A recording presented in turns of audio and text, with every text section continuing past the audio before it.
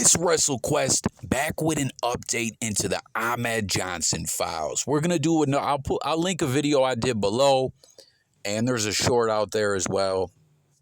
I'll try to find that, but it's basically the Ahmed Johnson files series I ran on my old channel, where I'm the guy that was a big Ahmed Johnson fan, right? And more or less, my take on things is I get it. Ahmed Johnson was not the most popular guy backstage.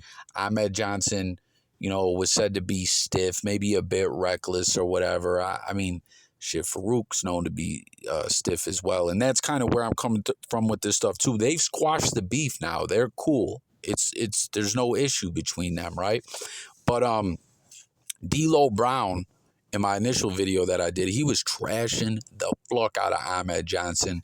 And there were some inconsistencies in his story, or a bit of embellishment, like he was putting some extras on it, which, I mean, people do that probably more often than they don't when it comes to telling stories, maybe especially in the wrestling business. Let me know what you think, right?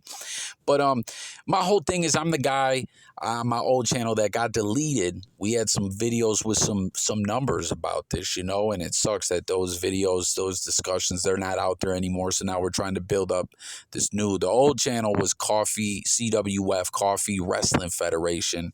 Got deaded out the blogosphere after being locked out of it. Was almost at monetization.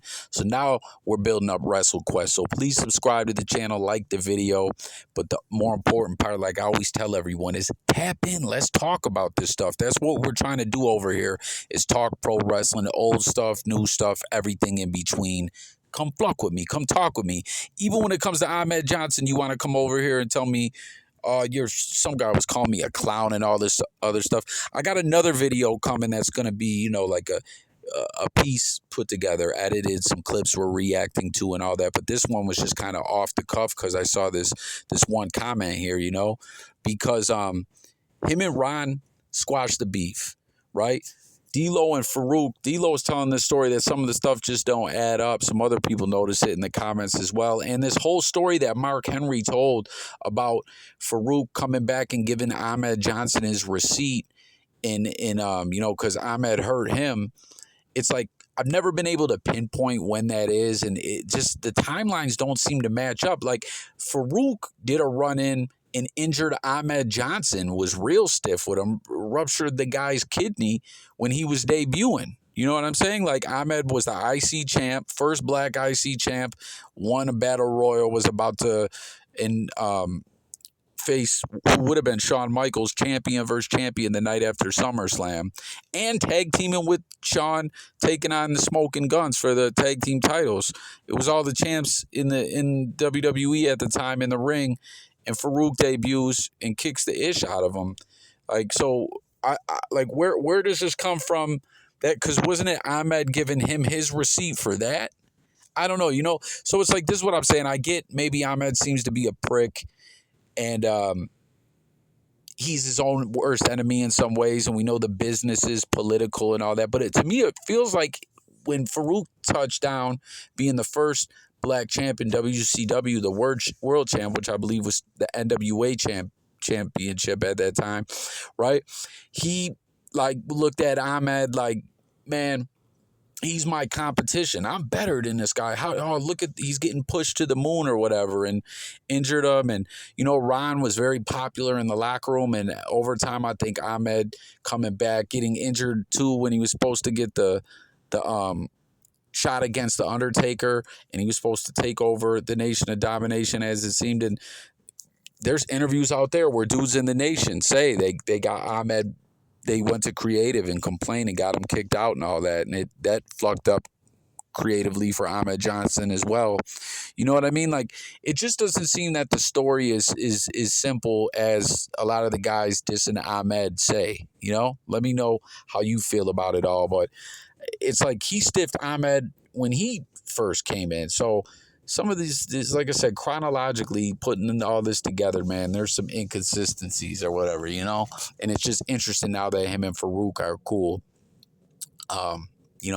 Maybe if we'll see some updates on this story, where maybe there'll be some things that we'll come to understand better or whatever, But this comment here is from a couple years ago. If you guys recall, Ahmed and Booker T were beefing, and obviously they broke into the business together back in what was it, Global and training and Texas and all that. They know each other. When he had that run that he should have never been in WCW, he was not in ring shape as Harlem Heat 2000 and all that.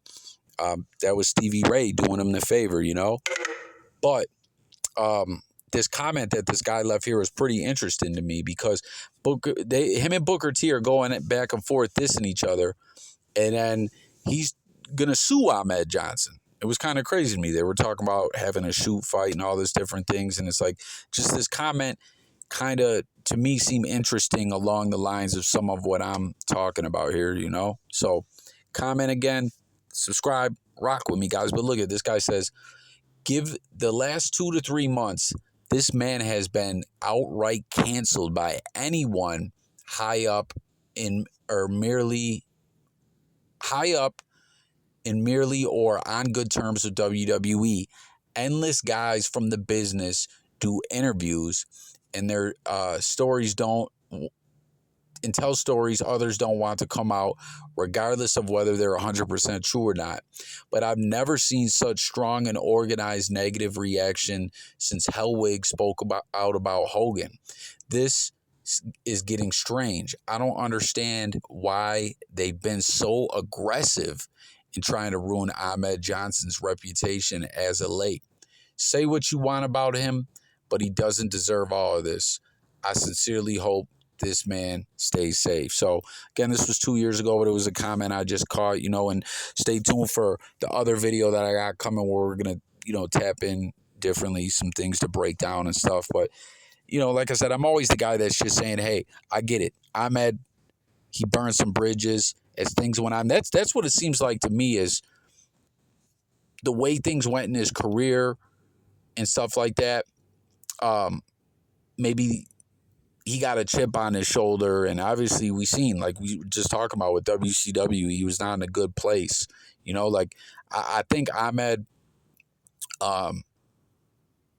you know, things didn't go well for him, and then he's beefing with a bunch of guys in the locker room, and we seen he walked away from the business as well. You know what I mean? But dude, he was super over. That's what some people were talking about too. I had a guy tell me he wasn't getting pops. Like Austin and other top guys even said Ahmed Johnson was getting pops as big as anyone on the card back then. You know what I mean? Ahmed Johnson was over. He wasn't the greatest worker, but like we're just not gonna sit here and act like he was nothing. That's what I'm here to say on the Ahmed Johnson file. So y'all let me know what you think about it all. Stay tuned for that other video. I'll link the previous one in the short. And yeah, tap in.